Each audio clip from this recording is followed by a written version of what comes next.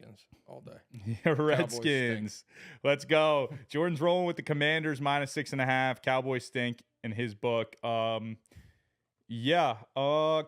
have been a weird team.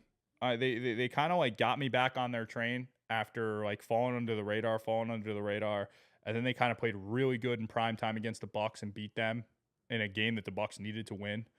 So that kind of like took me back. So it kind of got me on their side against the Eagles. And then they just got thrashed by the Eagles, like thrashed. So, and then Michael Parsons getting on a press conference and saying, outside of the touchdowns Philly had, they didn't play that good. It's like, well, you lost by 40.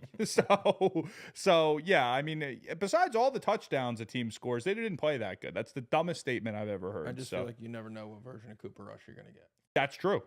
That is very, very true.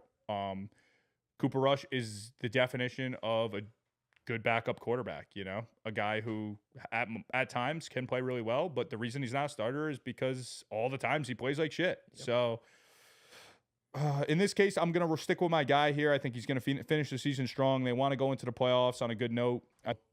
I think that, sometimes sitting your starters, being in this spot where you can rest guys up, I think sometimes it's a disadvantage going into the playoffs. I think teams want to go into the playoffs on a heater. Mm-hmm. They want to go in hot.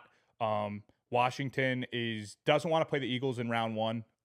So if they wind up dropping a seed, I think that they can wind up playing they'll wind up playing the Eagles. And if they stay where they're at, they're going to play the Rams, I think. So in this case, I think Jaden Daniels goes into the playoffs red hot, and they're a scary team to play against. So give me the Washington Commanders -6.5.